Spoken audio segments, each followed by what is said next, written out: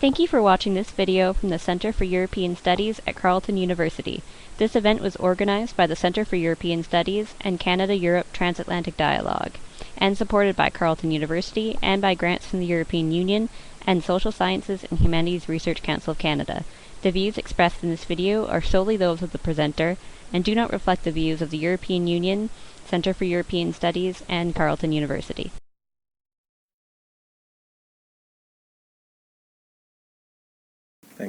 Thanks for inviting me, and I just realized too that I guess I'm quite exotic too, because I'm one of those few economists, and I'm also one of the Canadian scholars, although I'm originally from Germany, who's trying to understand EU policy and frameworks. And you know, I'm not an expert because I don't live in Europe, but I think it's important to have an outsider kind of analysis of trying to understand where it's heading. And so the latest package from the EU is the Energy Union package that is currently being toured through Europe by the Vice President of the European Commission, Maros Sefcovic, who's trying to advocate this package. What I started is trying to create a roadmap of roadmaps to better understand where the EU is going. And some people yesterday went back to the oil crisis, or in the case of Canada, Doug went back to 1867. I'm only going back to 2011, where we had the energy roadmap of 2050. That was followed by 2014, the European Energy Security Strategy. And then last October, the framework for climate and energy policies that set us up for the Paris meeting, and Europe already disclosing early on what their climate change mitigation targets will be. And then in that, last October, there were really 8 objectives, and one of them was energy integration, building the energy union. Now that has taken legs of its own now, all of a sudden. With the crisis in the Ukraine and supplies of gas and oil. So that 5th objective of last year's framework is now its own package. And it's also dealing with some of the other objectives. So that is a little bit confusing. But it also, I think, sets a different emphasis on certain aspects of that framework, where the EU is heading now in slightly a different direction than before. So here are some quotes. JeanClaude Juncker, I want to reform and reorganize Europe's energy policy in a new European energy union. And the theme there, if you go on the website there, and for the package, is a resilient energy union with a forward-looking climate change policy. Whatever forward-looking means, it's not quite clear, but it is being used in the package on the technology side, what they think might be the forward-looking ideas. And so the European Commission's energy union priority is really a European energy union will ensure that Europe has secure, affordable and climate-friendly energy. And this is kind of the sequence of priorities almost in that package. It's really security is talked about the most. Affordability and competitiveness, and then climate-friendly energy is, kind of the overarching umbrella a bit.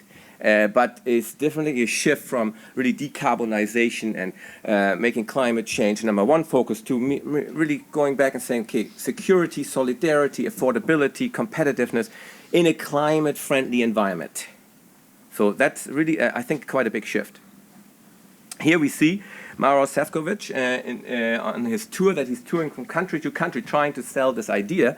It's, of course, sold as a triple win situation for not only for consumers, industries, and the environment, but also for each member state. It's a triple win, which is, of course, hard, as we know. It sounds good, but it's difficult not to have conflicts and trade-offs in this kind of strategy when you deal with so many dimensions. And so I want to look a little bit at each of these 5 priorities that's set by the Energy Union package and potential and already actually occurring conflicts within that.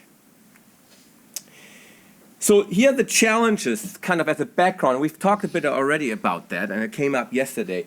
why the EU needs something like that. We know that the EU is quite vulnerable in terms of energy security, especially half of the energy is imported, more than 90% of oil and 66% of natural gas. It has very fragmented energy markets and systems, not like the common trade market, but very fragmented energy systems. Energy prices are much higher than anywhere else in most jurisdictions. They are an active climate change mitigation proponent, and energy is the largest emitting sector.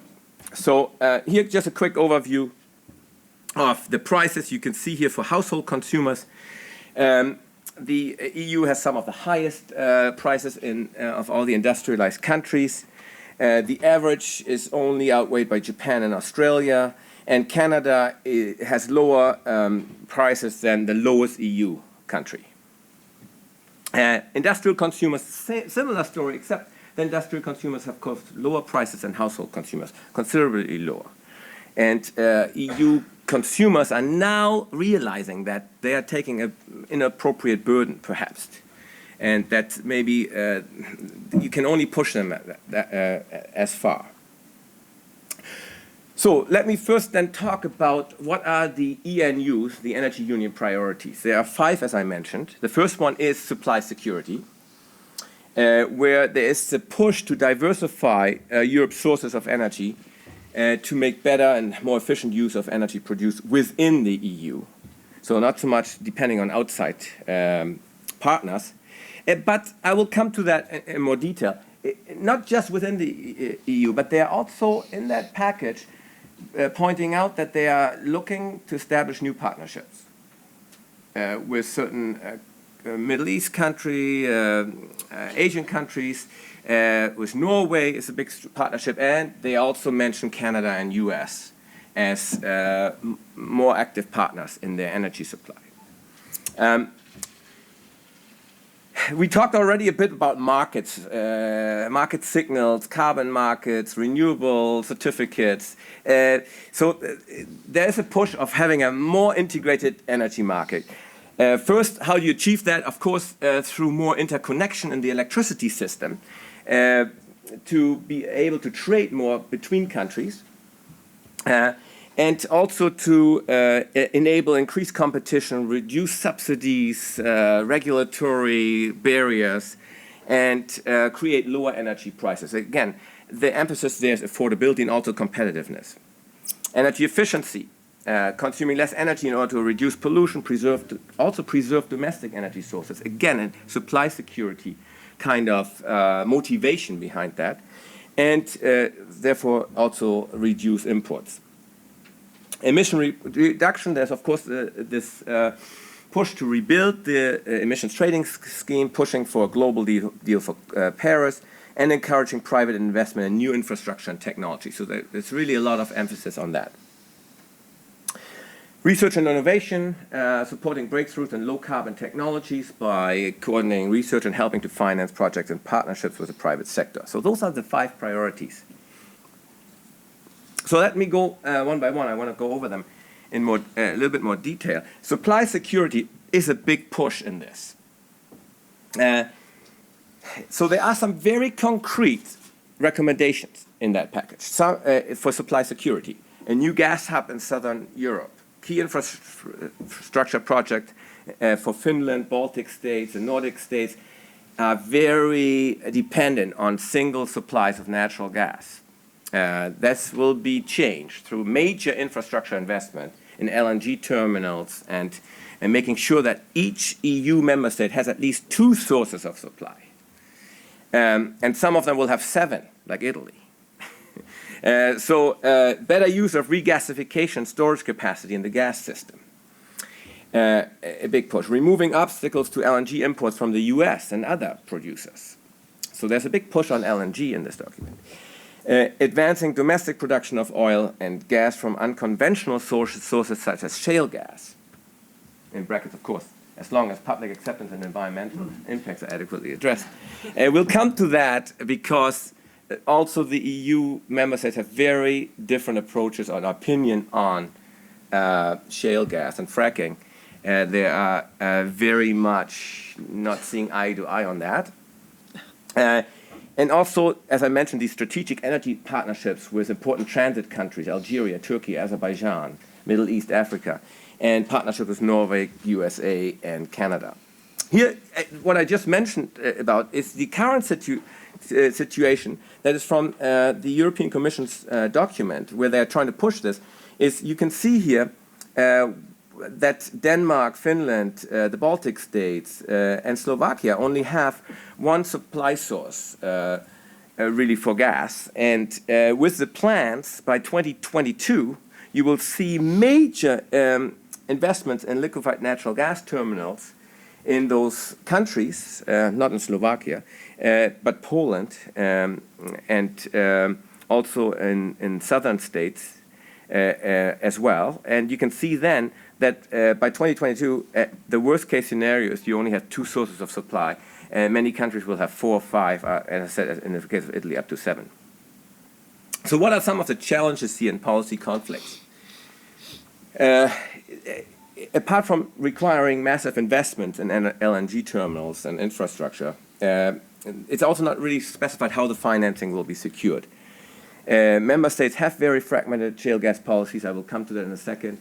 They don't agree on a common approach. And actually, there are already challenges, legal challenges of what Poland has done. And of course, with shale gas come tax incentives and new subsidies for unconventional fossil fuels that are in conflict with creating more integrated, smoother energy markets and potentially with renewable energy targets as well. So, now we create new conflicts there. And on one hand, you want to remove all these subsidies, but on the other hand, you're encouraging more of that development. I don't know how that will work. And then, very controversial, has already been attacked. In order to deal with Gazprom, Russia's monopoly on gas supplies, the suggestion in the Energy Union package was to create a new cartel, a demand cartel. So you have a monopsony and a monopoly, and that's supposed to figure out the problem. Also, it doesn't look like you're going to create a smoother market. You're going to create new tensions. And many are suggesting it's better to pursue antitrust proceedings against Gazprom in the natural way rather than creating a new cartel. Here's just a quick overview of some of the major countries that are cautious or opposed to shale gas. Germany is taking quite a cautious approach, but is getting to, looking at the idea, but in a very, very regulated and cautious way. Netherlands has suspended exploration. France is vehemently opposed to it. François Hollande has promised to maintain a fracking ban as long as he is in the office.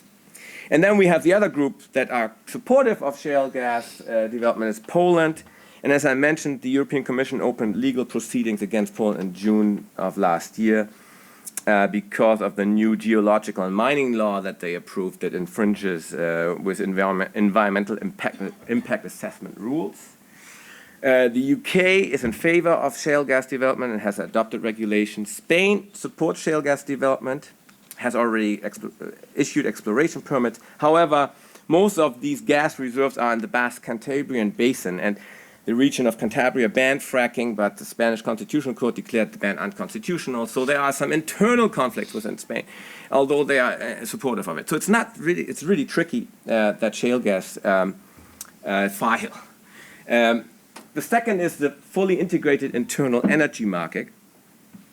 Here, the plan is to ramp up energy connectivity between member states. A minimum target of 10% of existing electricity interconnection, looking towards 15% by 2030. It is mentioned that this will require investment in new pipeline grid infrastructure in the range of 200 billion annually in the next decade. And the private sector is supposed to bear the major share of this burden. Also, they want to develop new high-voltage supergrids, these long-distance connections, and new storage technology. And then one thing that I guess is already used quite a bit is to cut down on what each member state is doing in terms of feed-in tariff, subsidies, tax incentives, and so on, where the Commission will produce biannual reports on energy prices, analyze in depth the role of taxes, levies, and subsidies, and seek the phasing out of regulated prices below cost. So here, the Commission is kind of suggesting to look over the shoulder of individual member states and saying, we're going to analyze your regulation, subsidies, and incentives, and we're going to see if this is illegal or not, or if you're kind of dumping certain energy sources below cost. Here is a quick map of current connectivity. Countries not meeting the 10% interconnection target are in light blue. You can see here, especially the Iberian Peninsula is kind of shut out of the electricity trading and connection. So is Italy and UK. And by 2020, we will see all countries except Spain meeting that target. Again, there are already contentious issues because Portugal wants 30% interconnectivity. It wants to have more access to other markets. But France is fighting that because it sees a threat to its nuclear industry that is not as dispatchable. It needs to run all the time. So there are already conflicts there. Again, all of this will require major financial commitments by the member states and also agreements on the magnitude, timing, and location of investments. And every member state has some kind of incentive or subsidy scheme for either renewable shale gas or lignite reserve markets. For example, Germany is using lignite for reserve when renewables are not available. So all of this will create quite a mess in order to clean that up. Energy efficiency, as we know, the EU has an indicative target of 27% in 2030 at the EU level, and wants to increase that to 30% ideally. Under this plan, the Commission will encourage member states to give energy efficiency primary consideration in their policy through energy labeling and eco-design legislation. They will propose a strategy to facilitate investment in heating and cooling, which is really necessary. And the Commission will review all relevant energy efficiency legislation and will propose revisions where needed. Again, this approach of looking over the shoulder. What have you done? We won't have individual national targets, an EU-level target, but we're going to look you over the shoulder what you're doing to get in your policies. So I think it's quite labor-intensive, and we'll deal with a lot of maybe legal challenges. So another maybe critique here is that harder measures, especially in the building and transport sector, are necessary to achieve the relatively ambitious targets. The binding level at the EU level is controversial, and there seems to be quite an intrusion in domestic energy efficiency legislation and sovereignty that's already being challenged by some member states. Okay, so emissions reduction, we already talked a lot about it. As we know, the EU has a fairly ambitious target of 40% reduction. They want to make use in this energy union package of active climate diplomacy that makes full use of trade and development instruments. So in other words, they're going to do an ambitious target, but if others don't follow along, we will now deal with climate diplomacy, whatever that means exactly. It's not quite specified. They want to stimulate the uptake of renewables and other low-carbon and energy-efficient technologies through the carbon price formation in the EU ETS. So Pablo just talked about that. I share some of the concerns. I won't go into too much detail on that for the sake of time. Some critics, of course, Pablo has showed a different point of view, but some critics think that the 27% target will continue to undermine the mechanism. Carlo Carrara from the ICCG, for example. We do have a consistently low carbon price below 10 euros. Although stock markets are going down, the carbon prices are actually going up a bit, if you follow that. But EU is having difficulties. The EU is having difficulties in agreeing on tighter emission caps and a price floor of emission credits that would force a higher carbon price. I think that's necessary. So the renewable targets and the EU ETS price signals need to be more in tune or coordinated, I agree, which require a reform market for emissions trading, a market for renewable energy certificates that's working, and short and long-term bidding into the electricity system, which will benefit some of the renewables, for sure. 1 minute. Okay. Research and innovation. Here we're talking about being the world leader in developing the next generation of technologies. Smart grid, smart cities development, efficient energy system, more sustainable transport system, and a forward-looking approach. That's where the forward-looking comes in, to carbon capture and storage and carbon capture and use for the power and industrial sector to reach the climate objectives. So here, there's quite a reliance on not yet proven to be cost-effective technologies. This focus is in direct contrast to the ambitious and progressive development of alternative energy resources and is more targeted to less developed areas of the EU that need to catch up to the rest of the EU. Still at quite a high policy level without explicit steps and recommendations. So to conclude, I have half a minute left here. So there seems to be quite a change of focus on supply security, affordability and competitiveness, infrastructure and technologies, and solidarity between member states. In fact, if you look at the blueprint of the White House energy strategy of 2011, it's very closely, comes close to that, the energy strategy of the United States, more than the previous EU energy strategy.